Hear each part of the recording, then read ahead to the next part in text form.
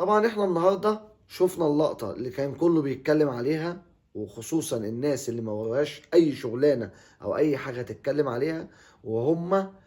اكتر ناس تفعل ازمات وتعمل مشاكل في الدنيا، ومحسينك اللي هم ريال مدريد، وهم سبحانك رب الادارة العامة